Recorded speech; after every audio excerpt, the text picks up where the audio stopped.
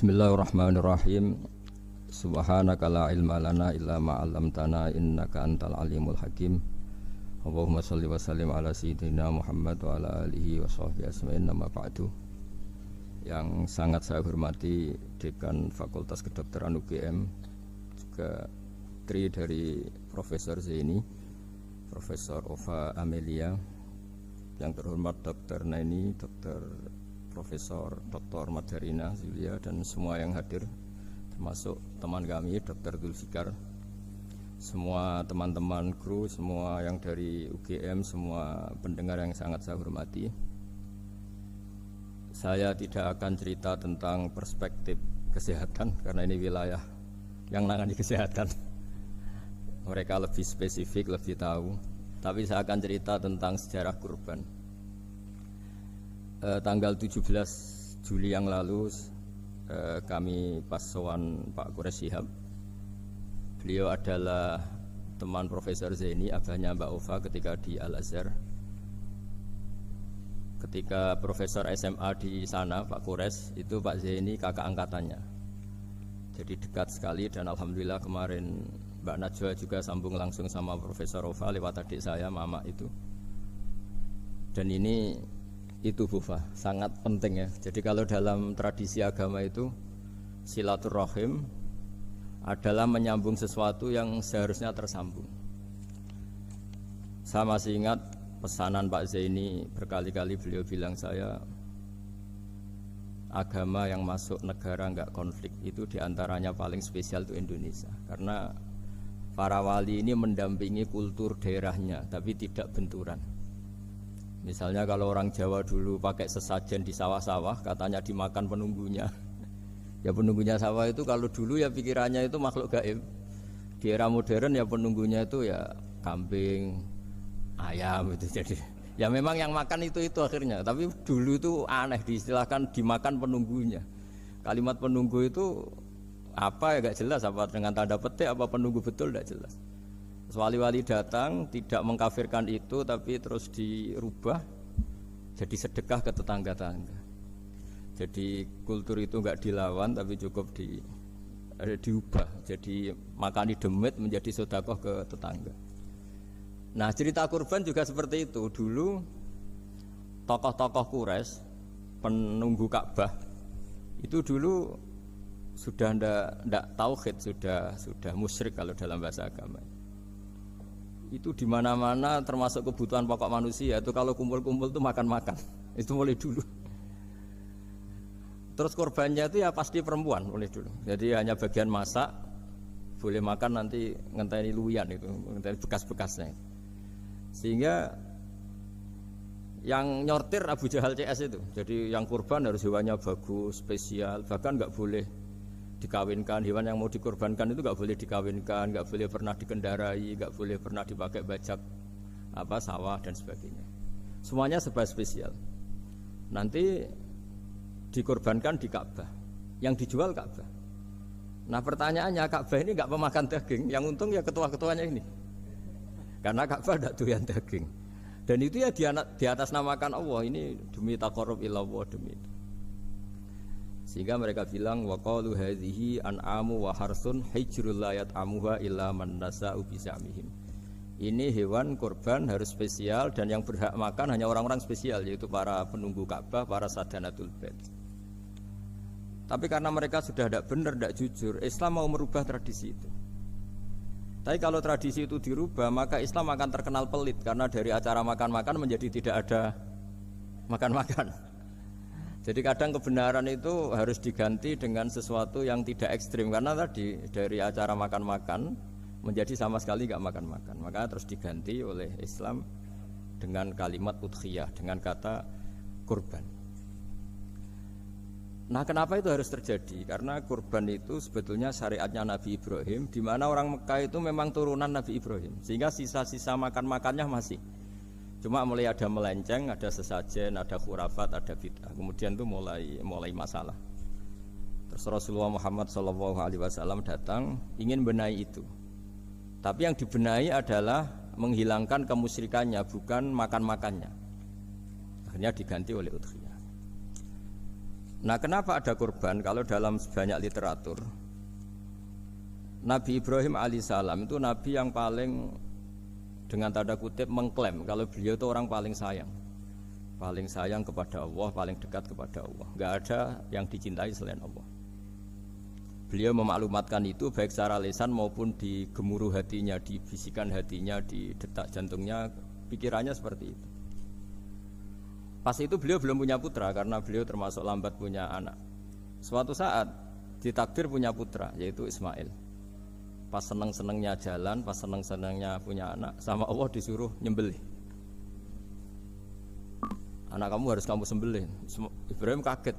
Kenapa ya Allah? Kamu adalah orang yang sering ngomong bahwa yang paling kamu cintai saya. Tapi setelah ada anak kamu, kayaknya enggak. Protes Nabi Ibrahim, Pak. Yang benar Gusti, iya harus anak kamu. Karena beliau kadung janji, kadung komitmen yang paling dicintai Allah, tidak ada yang lain. Saya akan mencintai engkau ya Allah, meskipun harus mengorbankan anak saya. Singkat cerita terus disyariatkannya kurban itu. Ketika Nabi Ibrahim berkomitmen melaksanakan perintah itu, Ismail juga mau nurut, terus sama Allah diganti oleh hewan kurban yang bernama kambing. Sehingga versi cerita itu bahwa Allah akan maklumi ketika orang mencintai Allah secara serius, bersamaan dengan itu orang juga mencintai anaknya dengan proporsi masing-masing. Itu di khazanah-khazanah yang saya baca. Versi kedua, tapi ini nanti nggak perlu dipertanyakan, nanti kalau UGM tanya itu versi yang paling baik, yang paling benar gimana? Yang tanya juga bid'ah, yang jawab juga bid'ah nanti. Karena itu wilayah yang kadung terjadi. Jadi kalau dalam ilmu hadis itu, kalau kadung terjadi, mbok kamu unggulkan yang mana, tetap saja yang terjadi hanya satu, mau kelewat. Beda dengan istihad solusi. Karena mau terjadi ya kita uji coba. Kalau nggak cocok yang A ya cocok alternatif B, alternatif C. Kalau sudah kelewat, mau gimana? Kalau salah ya salah aja kan. Versi kedua begini. Semoga versi kedua ini yang benar. Kalau ini benar, keren. Nabi Ibrahim itu memaklumatkan diri. Kalau dalam bahasa Arab itu iddia itu mengklaim bahwa dia adalah orang yang paling sayang terhadap makhluk Allah, semua hamba Allah. Terus beliau diterbangkan ke langit.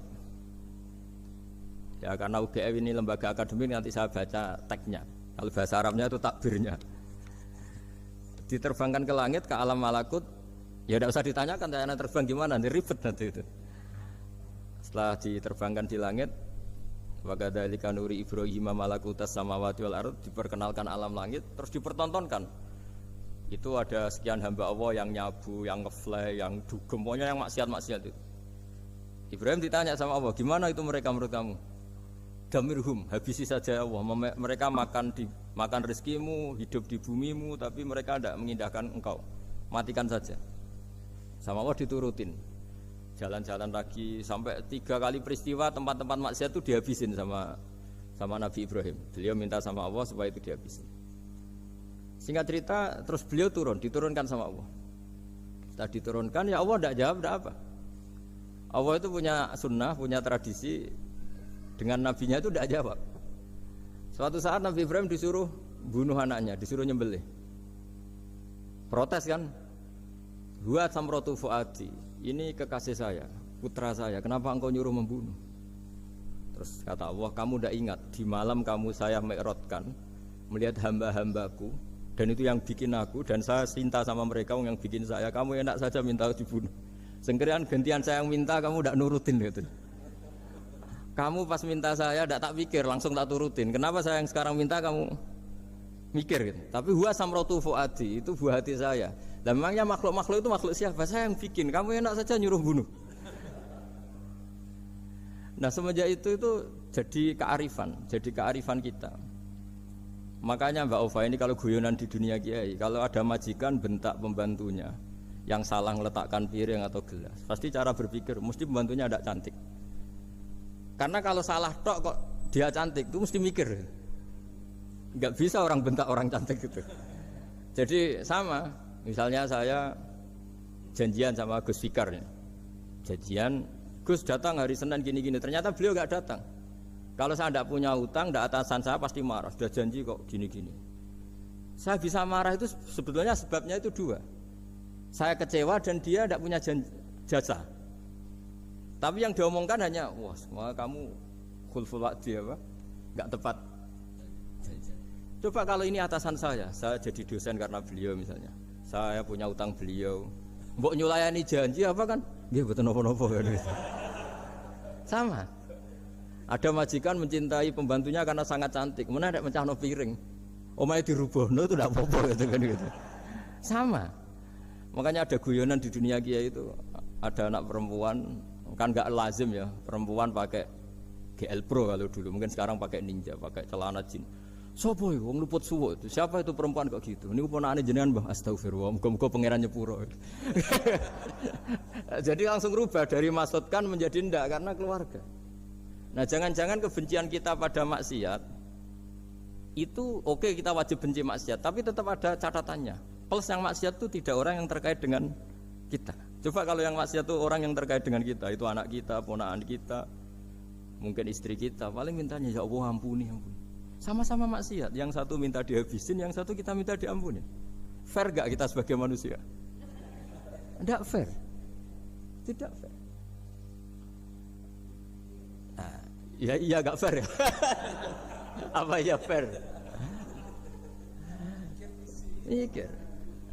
Makanya kalau ada guyonan, ya itu tadi. Ada supir salah dimarahin, pasti supir ini belum pegang rahasia. Tapi kalau sudah pegang kartu, si majikannya punya apalah gitu, simpanan gitu. Wah ini pegang, berani marah gak tuh? Tidak ada. Ini dokter Kelik juga teman saya. Itu pengalaman sekali. Jadi itu guyonan kiai. Makanya jadi manusia itu gak pernah adil sebenarnya. Makanya Allah pernah mensifati manusia itu bakanal insanu zaluman jahula. Manusia itu sangat zalim dan sangat bodoh.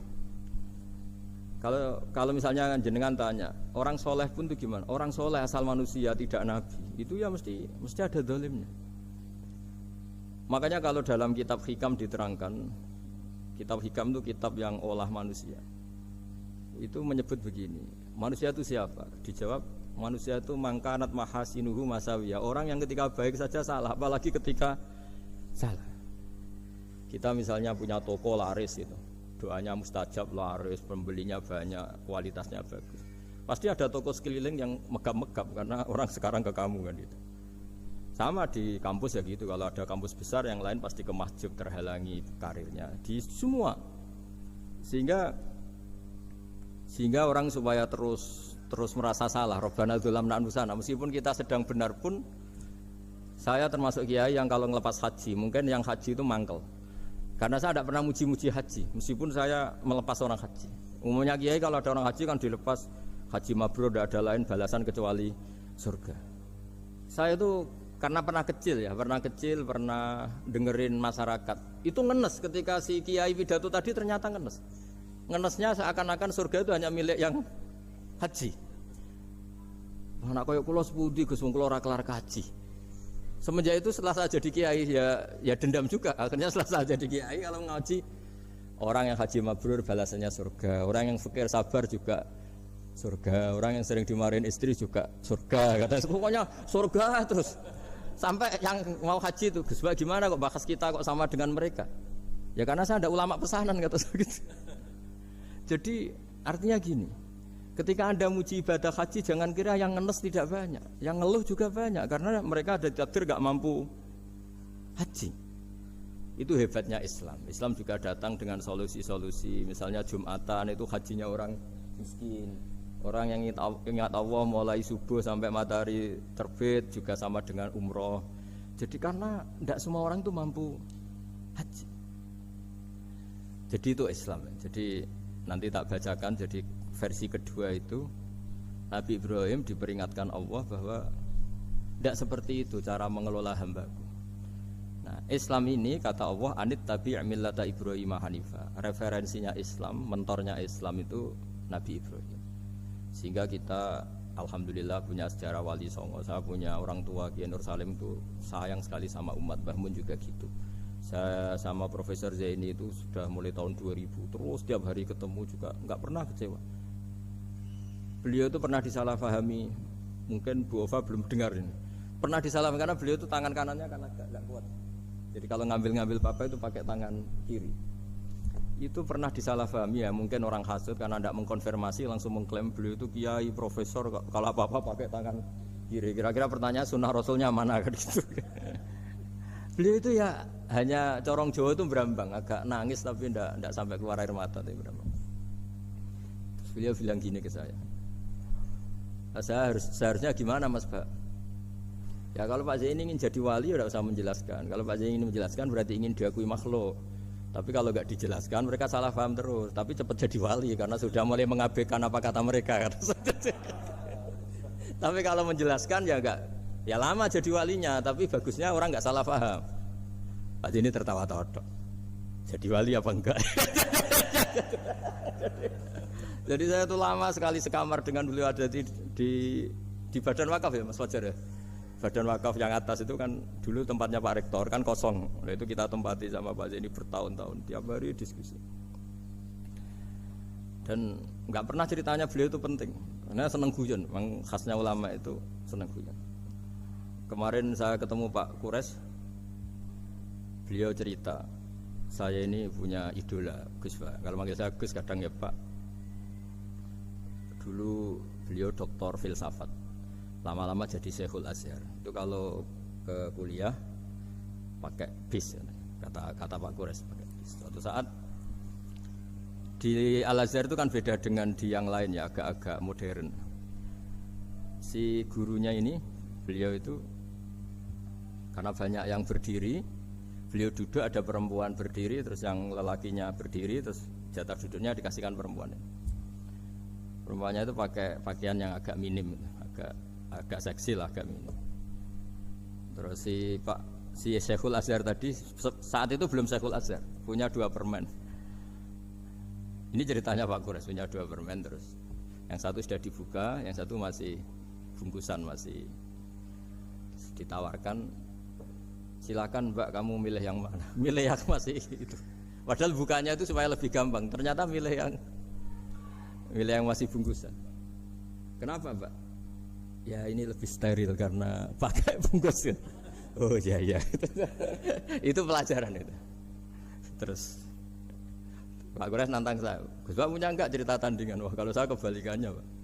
Di kereta itu ada Cina, enggak khitan ya. Ketemu sama kiai kampung. Kenapa khitan? Enggak khitan juga sama gini-gini gitu. Terus dikasih pisang. Terus dimakan, dikupas dulu. Kok udah langsung aja. Terus kata Pak Kures, nah ternyata sama Pak Zaini sama Pak Kures itu dibalik ke profesorannya. Ceritanya itu ya guyon terus. Karena memang agama ini itu kalau masalah kebenaran itu serius, tapi di balik kebenaran ini yang perlu dicatat oleh semua yang mencintai agama ini, bahwa Allah itu tidak butuh taat kita, dan Allah tidak akan gagal sebagai Tuhan karena maksiat kita. La tanfa'uhu ta'atuhum wa la tadurruhu maksiatuhum. Allah tidak akan ngefek ketika semua orang taat ya gak ngefek, semua orang maksiat juga gak ngefek. Karena Allah ini zat yang punya eksistensi sejati, sehingga hubungan kita dengan Allah itu tidak ngefek ke Allah, tapi ke kita sendiri. Sehingga mereka lebih rileks karena nggak merasa harus mati-matian bela Allah. Allah tetap Al-Qayyum, zat yang bisa berdiri sendiri. Sehingga di kitab-kitab itu ada bab namanya Mizahun Nabi, guyonan-guyonan Nabi. Itu ada babnya sampai di kitab Ihya, di kitab banyak lah kita. Masyhur itu suatu saat ada orang sepuh sowan ke Nabi karena sudah sepuh. Beliau pamit lah, kira-kira jam segini pamit, ya Rasulullah saya mau pulang karena nanti kemalaman.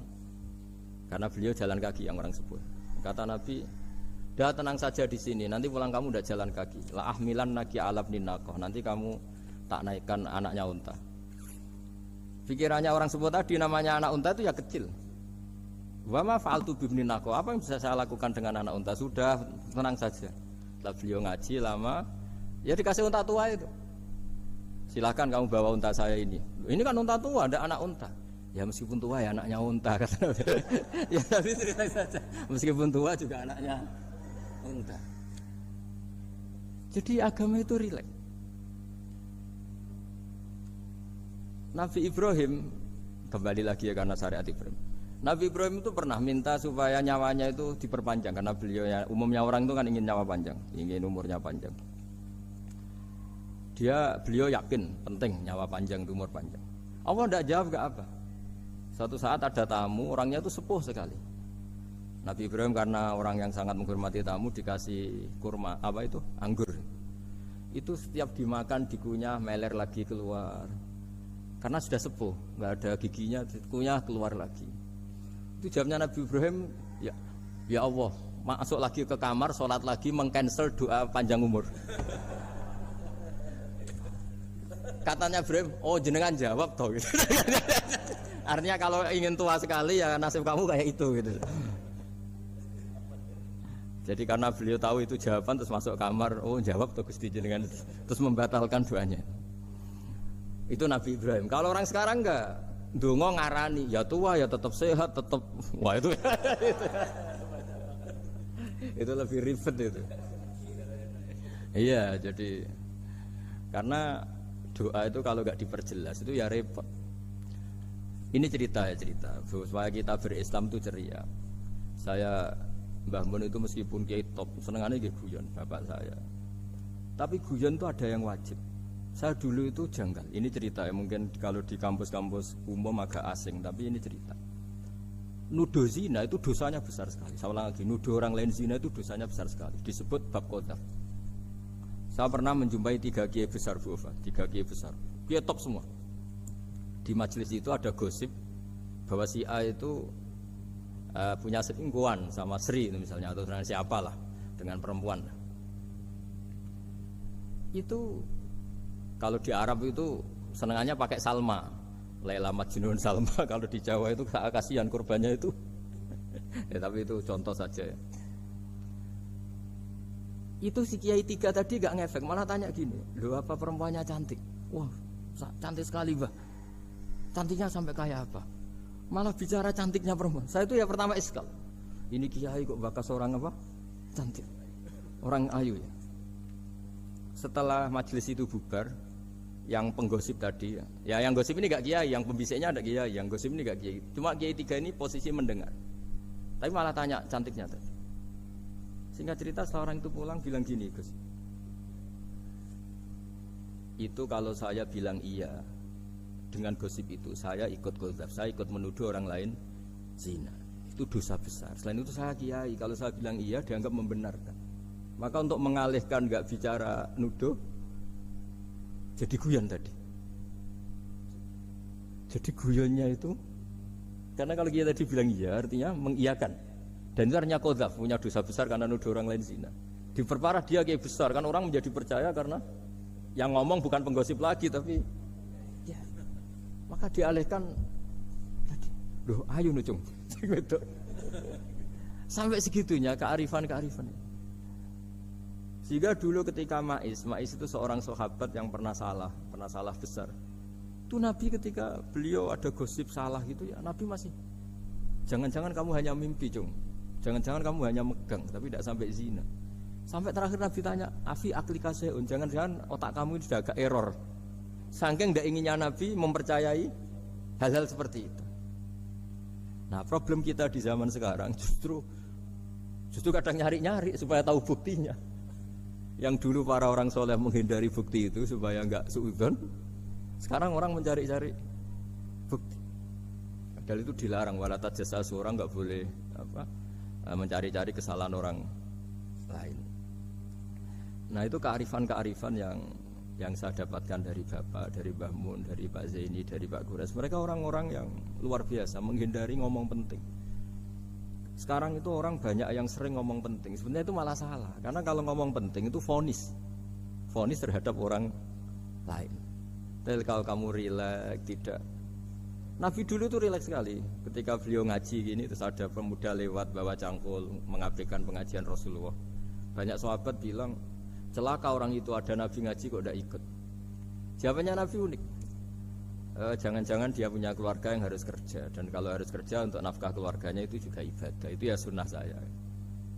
Jadi Nabi rileks saja, tidak tersinggung, tidak.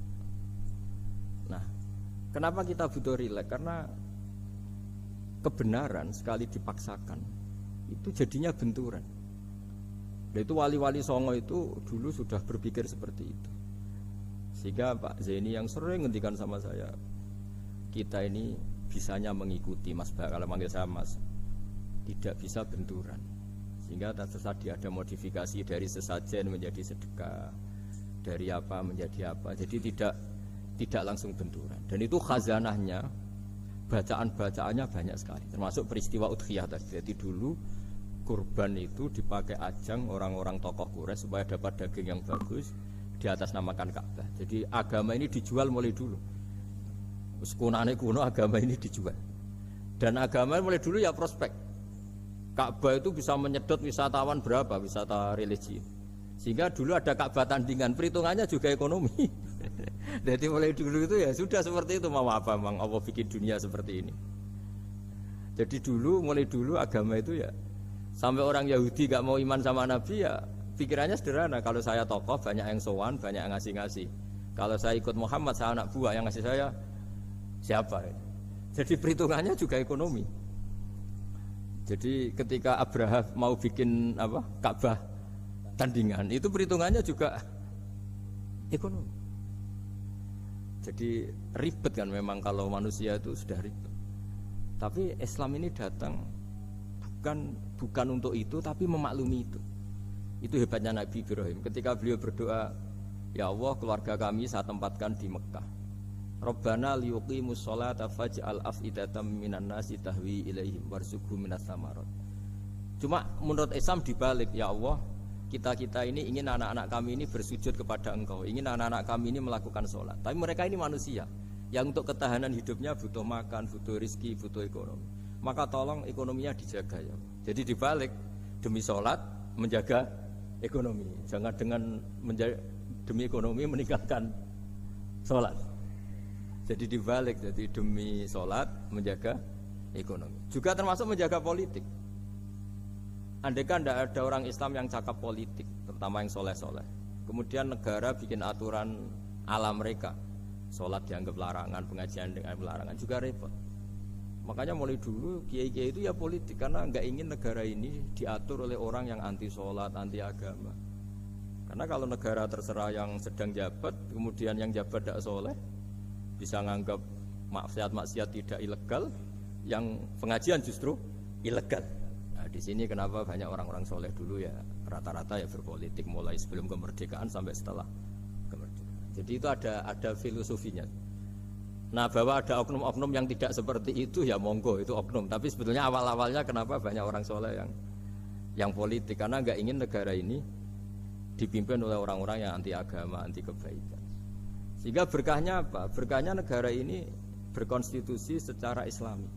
Meskipun tidak negara Islam, tapi tadi hak-hak asasi manusia terjaga, hak belajar, hak beragama, hak ibadah. Coba bayangkan kalau kita jadi korut, Korea Utara kan pusing. Jadi, nah itu uniknya, lagi-lagi ini cerita uniknya. Itu mulai dulu itu tidak ada benturan. Ketika ada Masumi, ada Partai NU, ada macam-macam. Muhammadiyah datang di Jogja itu Mbah Ahmad Dahlan itu teman dekatnya Mbah Hasyim. Saya tahu banyak tentang, namanya dulu Darwis. Itu dulu ngajinya sama pernah buyut-buyut Qiyami di sini. Dulu ngaji Mbah Soleh Darat, Mbah Ahmad Dahlan sama siapa itu Mbah Hasyim. Ketika di Mekah yang Mbah Ahmad Dahlan ngaji Syekh Khotib Minangkabau itu ya sama Mbah Hasyim. Nah kebetulan Mbah Ahmad Dahlan hidup di Jogja yang zaman itu sudah khurafatnya kayak apa, karena ada sistem agama yang sangat, menurut beliau sangat jauh dari Islam yang murni. Terus beliau revolusinya seperti itu. Yang Mbah Hasyim nempat di Jombang. Nah itu kan murni ilmu sosial, murni muqtadul hal. Terus beliau punya metode yang berbeda, tapi nggak masalah, mulai dulu nggak masalah. Kemudian jadi kalau yang kadang-kadang memasalahkan tuh ya memang yang nggak tahu masalah. Sebenarnya dulu itu ya biasa aja, karena ya itu urusan metode, urusan. Saya teruskan masalah udhiyah. Jadi yang diceritakan Nabi Ibrahim tadi, bahwa benci seseorang kita atas namakan maksiat itu tidak segampang itu, karena jangan-jangan kebetulan yang maksiat itu keluarga kita. Apakah kita punya kebencian yang sama saat yang maksiat itu keluarga kita, atasan kita, teman kita? Ya kayak tadi, Kalau saya corong Jawa dibelenjani janji, ada orang janji sama saya nggak tepat waktu, saya bisa marah itu pasti sebabnya jelas. Itu bawaan saya nggak berjasa sama saya. Kalau kata dokter Kelik nggak cantik ya. Tapi kalau itu orang yang misalnya rektornya bilang, maaf ya saya tidak bisa datang hari ini, tidak apa-apa. Pasti manut itu. Atau yang nyelain janji kiai itu, kamu harus teko itu. Ini betul apa-apa.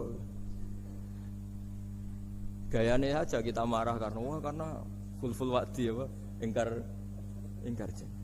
Sama. Intinya Nabi Ibrahim itu coba kalau yang maksiat itu anak kamu berharap saya ngasih tobat kan, bukan langsung tak habisin kan. Intinya Allah ingin bilang ke Nabi Ibrahim, andai kan yang maksiat itu anak kamu, ingin saya menghabisi apa tak kasih tobat? Ya kasih tobat ya. Ya seperti itu saya yang bikin. Maka di Al Azhar sana kalau cerita orang-orang alim itu masyhur. Ada tempat maksiat mau dihabisin sama orang-orang yang sangat keras. Ketemu Syekh Mutawalli Sa'rawi, ditanya, andai kan mereka mati saat maksiat, itu mereka ke surga apa ke neraka? Ya ke neraka. Terus ditanya sama Syekh Mutawalli, kalau mereka ke neraka, akan adzalika muradan Nabi? Apa seperti itu yang digadaki Nabi? Umatnya mati terus masuk neraka karena belum tobat? Tidak, Nabi inginnya mereka tobat dulu. Ya sudah, jangan dihabisin. Kamu berproses ikut mentobatkan mereka. Kebetulan ini mau mendengar. Jadi kita lunak, kita baik itu ya semuanya ingin la'allahum yarji'un, semoga mereka kembali, mereka tobat. Bukan lunak dengan arti mengakui maksiat itu satu kebaikan, itu yang bahaya. Kalau lunak sampai mengakui itu maksiat itu kebaikan, itu bahaya sekali. Tapi kita lunak karena kita ingin berproses untuk bertobat. Karena tadi kalau kita punya nurani itu mesti, andai kan yang maksiat itu anak kita atau teman dekat kita atau orang yang berjasa sama kita, apa kita bisa tegas? Kira-kira gimana? Bisa kamu tegas sama anak kandung? Berat. Ditantang minggat saja pusing gitu. Ya, makanya terus ini saya baca teks aslinya ya supaya mungkin sebagian yang punya kitabnya atau memang punya tradisi akademik supaya mendengar ini.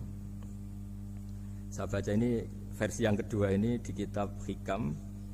Kitab Hikam juga termasuk kitab pegangan para kiai, halaman 4 juz 2. Diredaksikan gini, waqat adzaballahu ta'ala, ini masih tentang kurban. Waqat adzaballahu ta'ala khalilahu Ibrahim fi ba'di mawatinihi al-azimah. Jadi Allah kalau dalam bahasa Arab memberi teguran itu namanya takdib. Makanya kalau orang nakal itu, kalau orang Jawa bilang kurang ajar. Sebenarnya ajar itu kan tahun ajaran baru. Ajar itu kan barang baik. Ya kan disebut tahun ajaran baru. Pengajaran, ajar itu kan barang baik. Jadi kalau kurang ajar berarti kurang baik. Itu bahasa Arabnya orang yang kurang ajar perlu diajari. Itu kalau orang Arab bilang ditakdib. Diwarai toto kromo, diadabkan. Jadi belum punya adab diadabkan. Itu udah, tapi tentu Nabi Ibrahim nggak sampai kurang ajar. Ini kan cerita bahasa ya. Jadi kalau sebenarnya ajar itu udah buruk-buruk, kurang ajar berarti orang ini kurang pelajaran, kurang. Tapi di Jawa itu agak salah kaprah. Kalau kurang ajar itu ekstrim. Misalnya duduk di meja itu disebut kurang ajar. Sebenarnya ada se-ekstrim itu. Saya teruskan ya. Terus wa 'allamahu kaifa yatakhallaqu bihadzal khuluqil karim inda tilaihi alal asrar. Terus kan anak Ibrahim annahu arhamul khalqi qol farafa'ahu wa ta'ala hatta asyrafa ala ahlil ardi. Nabi Ibrahim diterbangkan ke langit sehingga melihat di bumi yang maksiat-maksiat itu. Faqala ya rabbi damirhum, habisi saja. Terus faqala wa ana arhamu bi ibadi minka ya Ibrahim ihbit fala allahum yatubun wa yarjiun. Jadi setelah permintaannya semua dikabulkan, dihabisin sama Allah, terakhir cobalah kamu sekali-kali dakwah ke mereka. Kamu belum pernah dakwah kok tahu-tahu minta mereka dihabisin. Coba kamu dakwah, jangan-jangan mereka mau kembali. Nah terus sebagian cerita itu terus diteruskan ketika suatu saat Ibrahim akhirnya diminta menyembelih putranya. Inni ara fil manami anni atfahuka fangdur madza tara. Falamma tashammara lidzalik wa akhadha sikin biyadi qala Allahumma hadza waladi wa samratu fuadi wa habbun nasi ilayya. Ya Allah, ini buah hatiku, ini orang paling saya cintai. Kenapa engkau menyuruh ini supaya saya bunuh? Terus beliau dijawab sama Allah, Ama ta'lamu anni rahimun bi ibadi kama anta syafiqun bi waladik. Fa idza sa'altani ihlaka 'abdi as'aluka dzabha waladik wahidan bi wahidin. Jadi kalau dulu kamu minta supaya hamba saya tak habisin karena maksiat, sekarang saya juga minta kamu menghabisi anak kamu. Tapi ini kan anak saya, sama itu hamba saya yang bikin juga saya. Nah semenjak itu Ibrahim dianggap sebagai bapak kasih sayang. Karena semenjak itu terus beliau orang yang paling sayang. Sampai ada 3 nabi yang menjadi metodenya Rasulullah SAW sebagai mentornya. Kalau Nabi Nuh melihat kemaksiatan langsung bilang, Rabbi la tazar alal ardi minal kafirina dayyaru, habisi semua ya Allah.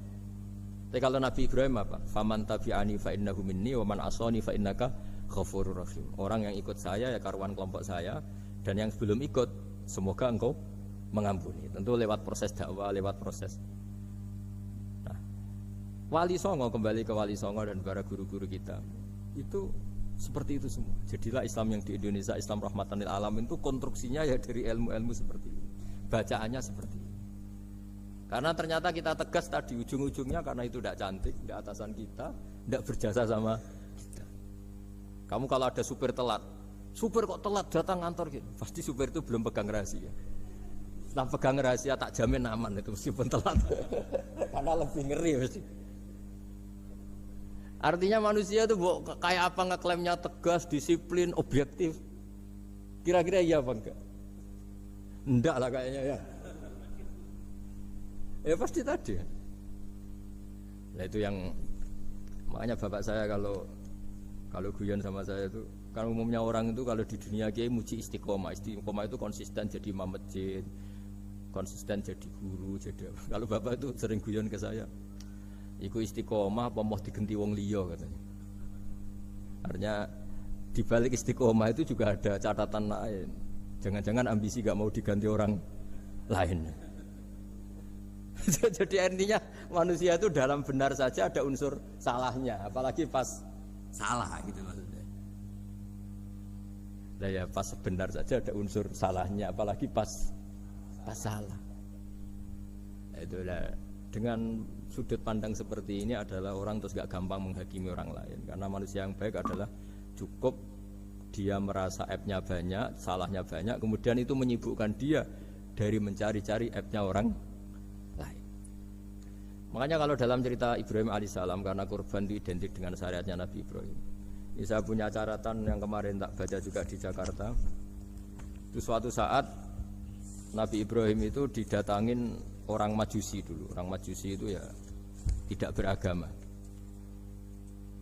Singkat cerita Nabi Ibrahim itu terkenal kaya dan suka menghormati tamu. Dulu tamu itu sangat penting dihormati karena dulu gak ada warung, terus padang pasir. Kalau sekarang itu ya wajib dihormati tapi tidak wajib-wajib banget. Karena biasanya sudah marung di mana-mana. Sudah marung di mobilnya bawa apa? Bekal. Kalau dulu di padang pasir kalau tamu gak dihormati bisa mati betul. Kadang 2 hari perjalanan itu gak makan gak apa karena di padang pasir warung gak ada, gak bisa ngopi-ngopi ya. Sehingga kalau menghormati tamu dulu itu pahalanya luar biasa ngasih makan itu. Kalau sekarang ya pahalanya biasa aja karena ya tamunya makannya ya biasa aja karena sudah kenyang duluan itu. Singkat cerita orang ini datang ke Ibrahim minta dikasih makan. Nabi Ibrahim mengatakan kamu syaratnya harus Islam dulu, kalau enggak kasih makan.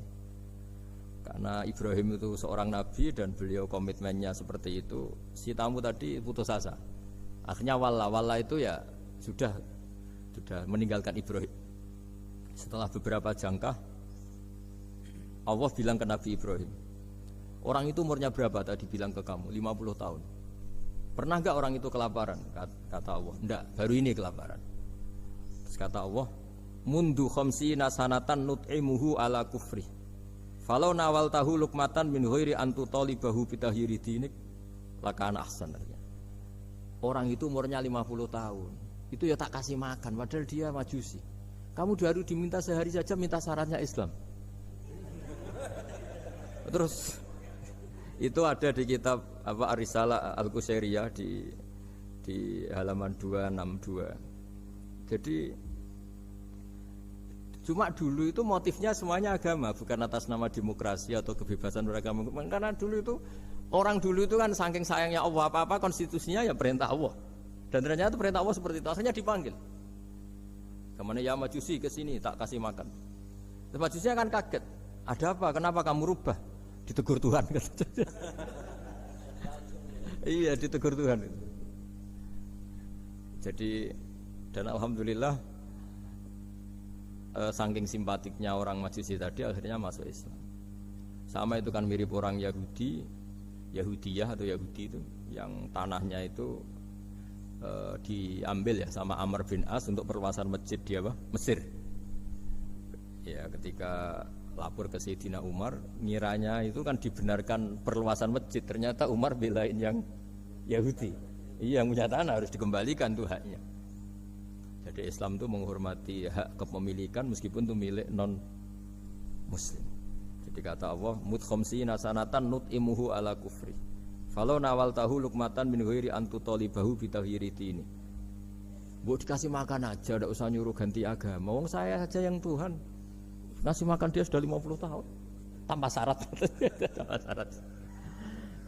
Ya jadi ini cerita ya Bu Ufa. Jadi kita mungkin kenangan saya dengan Bapak, Bu Ufa dengan Profesor ini kebetulan teman dekat sekali sama saya dan hampir tiap hari saya ketemu minimal 3 jam bertahun-tahun sampai kalau kehabisan cerita akhirnya cerita keluarganya karena kesuwan belajar kan akhirnya cerita keluarga. Maksud saya tadi ini saya cerita ini barang baik ketika beliau pernah ditahan karena aktivis dulu itu pas mau lahirnya Bu Aufa terus beliau berdoa mati-matian delalah dibebaskan. Beliau sempat nunggu kelahirannya Bu Aufa ini terus dinamai Aufa Amalia. Itu kalau dalam bahasa Arab itu Aufa itu Allah memenuhi apa yang saya angen-angen. Jadi itu ceritanya itu gitu. Jadi nama itu spontan aja ketika iya, jadi beliau itu aktivis dulu. Bukan di penjara karena korupsi atau kriminal, bukan karena aktivis. Karena kalau model sekarang Bu Aufa kalau nggak dijelaskan detail ditahan karena aktivis. Nanti dikira ditahan karena yang lain. Ribet kan? Jadi ditahan karena beliau itu dulu aktivis, bukan karena apa. Ya saya kira demikian. Monggo kalau ada sesi tanya jawab, kalau tapi yang ringan-ringan saja nanti jadi serius. Berapa pertanyaan?